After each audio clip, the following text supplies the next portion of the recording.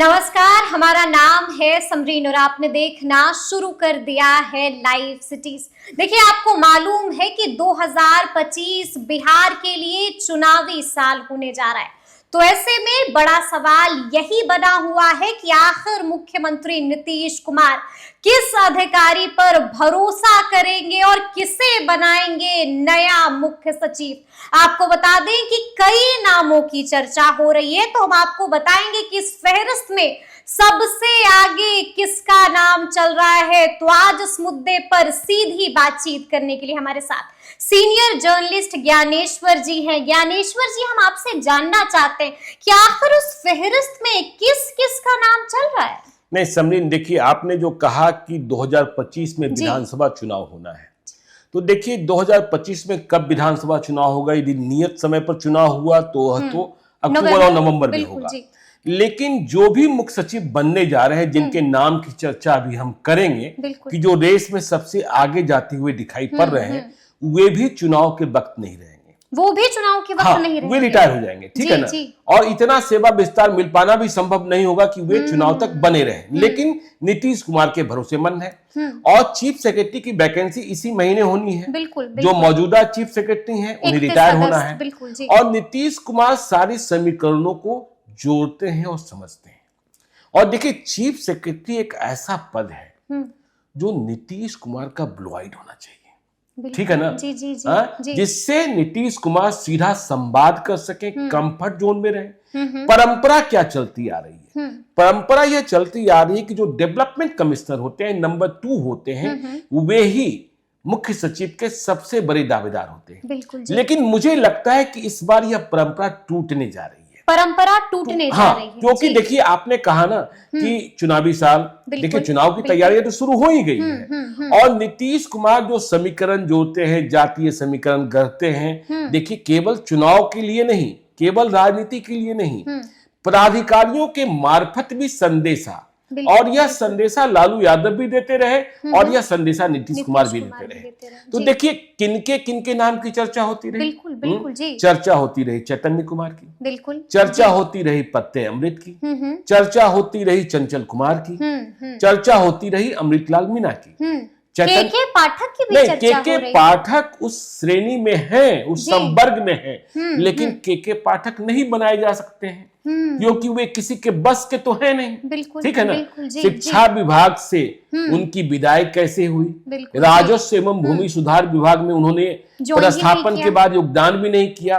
तो नीतीश कुमार, मैंने कहा ना ब्लू आइड होना चाहिए, नीतीश कुमार किसी ऐसे पदाधिकारी को चीफ सेक्रेटरी बना दें जो उनकी ही बात न सुने और जो दिशा निर्देशों का पालन कराने के लिए एक बार नहीं कई बार कहना पड़े, तो ऐसे किसी व्यक्ति को तो नीतीश कुमार नहीं बनाने जा रहे हैं। तो के पाठक उस लिस्ट से पहले ही गायब है। बात चैतन्य प्रसाद की हो रही थी, बात पत्ते अमृत की, चंचल कुमार अभी केंद्रीय प्रतिनियुक्ति पर हैं, और अमृतलाल मीणा, ठीक है ना, अमृतलाल मीणा। अब देखिए हमने क्यों कहा कि इन नामों से आगे भी एक नाम आगे निकलता दिखाई पड़ रहा है। किसका नाम? और यह नाम है एस सिद्धार्थ का। एस सिद्धार्थ का नाम है। देखिए एस सिद्धार्थ अभी शिक्षा विभाग के अपर मुख्य सचिव हैं, बिल्कुल। और नीतीश कुमार के बेहद भरोसेमंद है, ठीक है ना। जब भी किसी विभाग में संकट आया है, नीतीश कुमार ने आंख मूंद कर एस सिद्धार्थ की तैनाती की है, प्रस्थापना की है। एस सिद्धार्थ सीधे तौर पर मुख्यमंत्री नीतीश कुमार से जुड़े रहे हैं, उनके सेक्रेटेरिएट से जुड़े रहे हैं, ठीक है ना। और नीतीश कुमार के साथ बने रहने के कारण एस सिद्धार्थ को घाटा भी हुआ है। घाटा भी हुआ है जी। अब कहिएगा घाटा कैसे हुआ है? बिल्कुल। तो एस सिद्धार्थ जिस बैच के आईएएस प्राधिकारी हैं, उनके बैच के कई दूसरे प्राधिकारी भारत सरकार में सेक्रेटरी लेवल पर इम्पैनलमेंट हो गया, उनका इम्पैनलमेंट हो गया, लेकिन ये इम्पैनल नहीं किए तब नीतीश कुमार और केंद्र की सरकार में तल्खी थी, बिहार में महागठबंधन की सरकार थी। तो नीतीश कुमार को भी इस बात का एहसास है कि एस सिद्धार्थ को मेरे कारण नुकसान हुआ है। और एस सिद्धार्थ ने जब कभी केंद्रीय प्रतिनियुक्ति पर जाने की कोशिश की, नीतीश कुमार ने उन्हें रोका जी। तो नीतीश कुमार और एस सिद्धार्थ दोनों एक दूसरे के प्रति बहुत ही कंफर्ट जोन में है, ठीक है ना। और एस सिद्धार्थ उनकी जाति भी जानते हैं, बिल्कुल दलित है, जी, तो संदेशा भी देना है नीतीश कुमार को। जी। देखिए इधर के दिनों में आरक्षण को लेकर कितना बवाल है, बिल्कुल जी। अब देखिए जो बाकी कायस्थ जाति के लोग थे, कहा यह जाता है कि बिहार में जो कायस्थ जाति है ब्यूरोक्रेसी में सबसे हावी है। जो दीपक कुमार है, जो चीफ सेक्रेटरी से रिटायरमेंट के बाद मुख्यमंत्री के प्रधान सचिव बन गए, तो कहा यह जा रहा है कि सरकार वही चला रहे हैं, तो चीफ सेक्रेटरी भी ऐसे में, तो नीतीश कुमार सारे समीकरण जोड़ते हैं।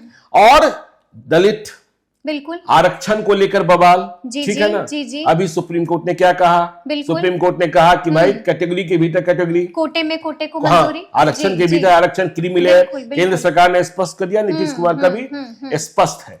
लेकिन आप देखिए कि जब बिहार में जातीय गणना हुई, सर्वे हुआ, उसकी एक रिपोर्ट आई, उसके आधार पर आरक्षण बढ़ाया गया, चाहे एबीसी का हो चाहे SC ST का हो। लेकिन पटना हाई कोर्ट से झटका लग गया, सुप्रीम कोर्ट से झटका लग गया, 9वीं अनुसूची में शामिल नहीं करा पा रहे हैं। ठीक, केंद्र में देखिए, हाँ, तेजस्वी यादव हमलावर है। यदि 9वीं अनुसूची में बिहार आरक्षण कानून को शामिल कर लिया जाता तो कोई लीगल स्क्रूटनी नहीं होती। तो जो नाराजगी है, तो नीतीश कुमार एक संदेश यह भी देंगे कि देखिए मैं अपने लोगों के बीच में किसे, और देखिए इस सिद्धार्थ आम आदमी की तरह पेश भी आते हैं। बिल्कुल कोई दाग बट्टा नहीं है, कोई दाग बट्टा नहीं है कि हाँ कहीं रहे तो दाग बट्टा लग गया है। कभी आप उन्हें सब्जी खरीदते हुए तस्वीरें भी वायरल हो जाती है, कई बार सुर्खियों में ठेले पर चाय पीते हुए, कभी बार्बर के पास बाल कटाते हुए, बार्बर के पास बाल कटाते हुए, कहीं इस बात का गुमान नहीं लगता है कि बीच में यह भी चर्चा हुई कि उनके भीतर कुछ पॉलिटिकल इच्छाएं भी हैं। लेकिन बिहार की स्थितियों और परिस्थितियों को समझते हुए तो अब जो नाम चल रहे हैं उनमें इस सिद्धार्थ का नाम सबसे आगे जाता हुआ दिखाई पड़ रहा है, ठीक है ना। लेकिन इस सिद्धार्थ का कार्यकाल भी इतना लंबा नहीं है कि वे लोकसभा चुनाव तक, माफ कीजिएगा विधानसभा चुनाव तक बने रहेंगे। मतलब विधानसभा का चुनाव जब होगा तो बिहार को फिर एक नया मुख्य सचिव मिलेगा। देखिए आप यदि इनके रिटायरमेंट के बाद भी यदि सेवा विस्तार देना चाहेंगे तो कितना दे पाएंगे, ठीक है ना। तो इस सिद्धार्थ के नाम पर, लेकिन देखिए नीतीश कुमार का फैसला कब बदल जाता है। और देखिए इस बात को भी समझिएगा कि देखिए ये बात करीब करीब तय हो गई है कि जो डीजीपी हैं RS भट्टी, वे केंद्रीय प्रतिनियुक्ति पर जा रहे हैं। हाँ, ठीक है ना। तो डीजीपी और चीफ सेक्रेटरी दोनों एक जाति का नहीं होगा। हाँ, जी, इसको भी समझिएगा। हाँ, इसको भी समझिएगा, समझे ना। एक दलित होगा, दूसरा सवर्ण होगा, यह संभव है। दोनों सवर्ण नहीं होगा, एक पिछड़ा हो सकता है, समझे ना। तो ये सारी संभावनाएं देखिए, अब कई लोग चर्चा कर रहे हैं कि भाई शोभा ओहतकर, ठीक है, मुझे इस बात की उम्मीद नहीं लगती है, ठीक है। शोभा ओहतकर हो जाती है तो बिहार को पहली बार कोई महिला डीजीपी मिलेगी, लेकिन स्वभाव से चिड़चिड़ापन है शोभा ओहतकर के अक्सर वीडियोस वायरल गुस्सा हो जाती है, तैश में आ जाती हैं। और नीतीश कुमार शांत वाले हैं। देखिए नीतीश कुमार मतलब, तो इसलिए देखिए नीतीश कुमार ने योगी मॉडल की भी छूट नहीं दी पुलिस को।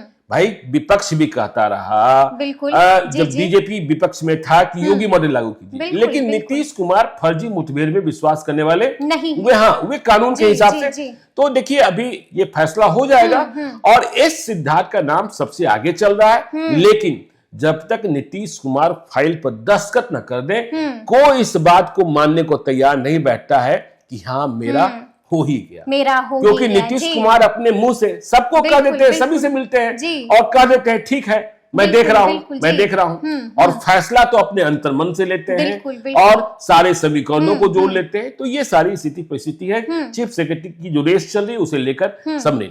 चलिए, तो हमने आपको बताया है कि सबसे आगे किसका नाम चल रहा है, तो अब देखना होगा कि मुख्यमंत्री नीतीश कुमार क्या फैसला लेते हैं और किसके हक में फैसला होता है।